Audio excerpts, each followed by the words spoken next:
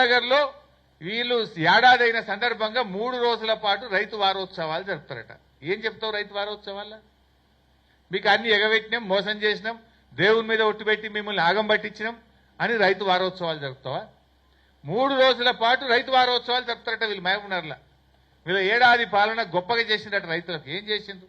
మార్కెట్లో పోతే వడ్లు కొనే దిక్కు లేదు, పత్తి కొనే దిక్కు లేదు. మొన్న నేను ఖమ్మం పోతే 6,500కి మించి ఏ ఒక్క రైతుకు కూడా వాళ్ళకి పత్తికి డబ్బులు రావడం లేదు.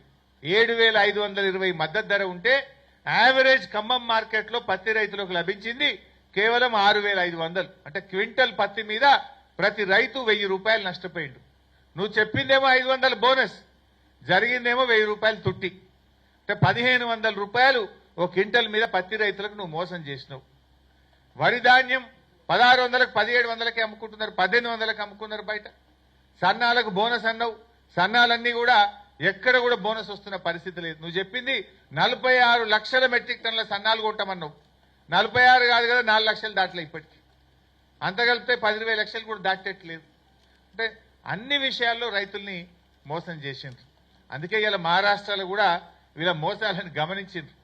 వీళ్ళ రైతు భరోసా బోగస్ అయిపోయింది, మహిళలకు 3,000 బోగస్ అయిపోయింది, రుణమాఫీ కాలేదు, పింఛన్ 4,000 రాలేదు. కనుకనే ఈరోజు మహారాష్ట్రలో మీకు ఘోరమైనటువంటి ఓటమి.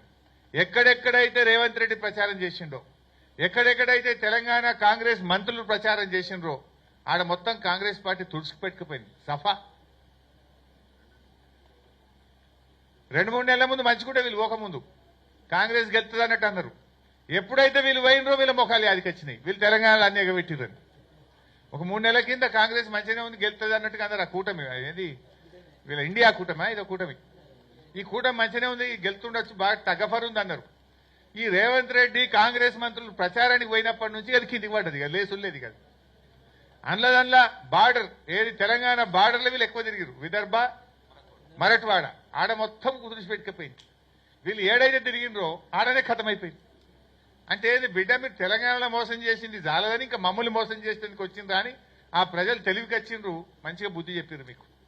ఇప్పుడు నేను చెప్పదలుచుకుంది ఏంటంటే ఫైనల్ గా మహారాష్ట్ర ఓటమితోనైనా కళ్ళు తెరుగుండ్రి.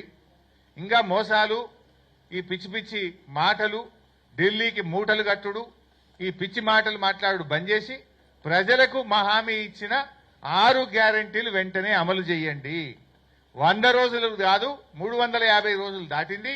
ఇప్పటికైనా ఇంకా మాయ మాటలు, బోగస్ మాటలు బంద్ పెట్టుండి 6 గ్యారెంటీలు వెంటనే అవ్వాతాతలకు 4,000 పింఛన్ పాత బకాయిలతో ఇయ్యాలి. చంద్రబాబు నాయుడు ఇయ్యాలి. ఇప్పుడు రాగానే పాత 3 నెలలు కలిపి మంచిగా 12,000 ఇచ్చిండు ఒకటేసారి. నువ్వు కూడా ఇప్పుడు నువ్వు కూడా 4,000 కాడికి 11 నెలలు దాటి 12 నెలలు వచ్చింది. అంటే ఒక్కొక్క మహిళకు 24,000 రూపాయలు మన వృద్ధులకు బాకీ పడ్డావు, మహిళలకు 26,000 బాకీ పడ్డావు. అవన్నీ కూడా మహాలక్ష్మి కానీ వృద్ధులది కానీ ఇవన్నీ కూడా బకాయిలతో సహా చెల్లించాలని చెప్పి మేము కాంగ్రెస్ పార్టీని డిమాండ్ చేస్తున్నాం. ముఖ్యంగా జమ్మికుంటకు సంబంధించి కూడా ఈ మొన్న జరిగిన అక్రమ అరెస్టులు కానీ అక్రమ కేసులను తీవ్రంగా ఖండిస్తా ఉన్నాం. తక్షణమే బట్టి విక్రమార్క గారు చొరవ చూపి దళిత బంధు డబ్బులు ఏవైతే అకౌంట్లు ఫ్రీజ్ చేసిండ్రో వాటిని ఓపెన్ చేసి ఆయా దళిత కుటుంబాలు బాగుపడే విధంగా చర్య తీసుకోవాలని చెప్పి బీఆర్ఎస్ పార్టీ డిమాండ్ చేస్తుంది. 9వ తారీఖు నుంచి అసెంబ్లీ ఉందంటున్నారు. తప్పకుండా మొన్న జరిగిన సంఘటన మీద రాష్ట్ర వ్యాప్తంగా దళిత కుటుంబాలకు రావాల్సినటువంటి ఆ డబ్బుల మీద బీఆర్ఎస్ పార్టీ ఆ దళితుల పక్షాన అసెంబ్లీలో కూడా పోరాడుతుంది. మరిన్ని వీడియోస్ కోసం ఛానల్ ని సబ్స్క్రైబ్ చేయండి. లేటెస్ట్ అప్డేట్స్ కోసం వాట్సాప్ ఛానల్ ని ఫాలో అవ్వండి. అండ్ లింక్ డిస్క్రిప్షన్ లో ఉంది.